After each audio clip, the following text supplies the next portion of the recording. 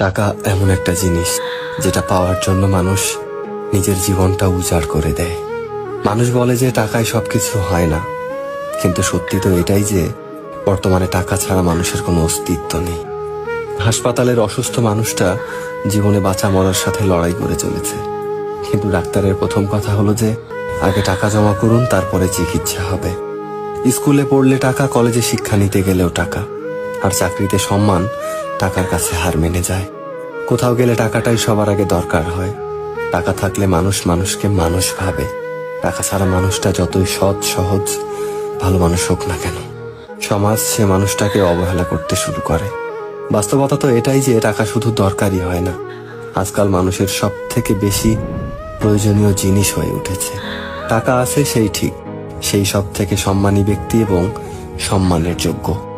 আর যার কাছে টাকা নেই, তার সত্যিগুলোকেও খুব সহজে মিথ্যে বানিয়ে দেওয়া যায়।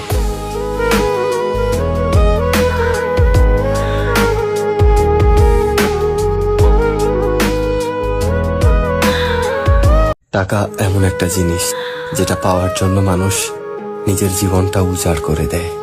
মানুষ বলে যে টাকায় সবকিছু হয় না, কিন্তু সত্যি তো এটাই যে বর্তমানে টাকা ছাড়া মানুষের কোনো অস্তিত্ব নেই। হাসপাতালের অসুস্থ মানুষটা জীবনে বাঁচা মরার সাথে লড়াই করে চলেছে, কিন্তু ডাক্তারের প্রথম কথা হলো যে আগে টাকা জমা করুন, তারপরে চিকিৎসা হবে।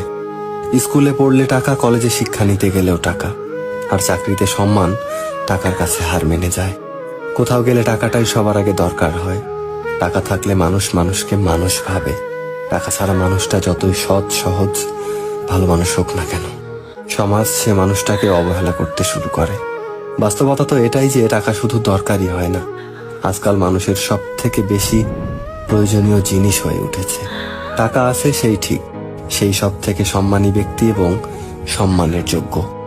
আর যার কাছে টাকা নেই, তার সত্যিগুলোকেও খুব সহজে মিথ্যে বানিয়ে দেওয়া যায়।